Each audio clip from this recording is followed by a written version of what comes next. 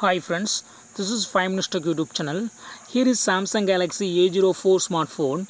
In this video you will learn how you can hide pattern line in your phone Samsung Galaxy A04.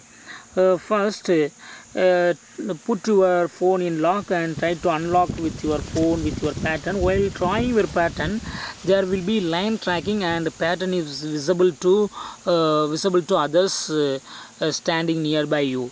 Okay, if you want to hide this pattern line, yes, you can do it. What you have to do is just go to the settings of your phone here, then go to lock screen, and here click on secure lock settings and try your current pattern for authentication as of now, and then you will see one option, make pattern visible. It is already turned on so that it is visible. Okay, so if you turn off this pattern will not visible now.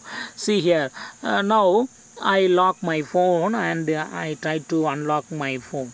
While trying pattern, there is nothing shown like a line. Okay, so if people nearby you will not easily find what pattern you are using, so in this way you can easily hide pattern line in your phone Samsung Galaxy A04.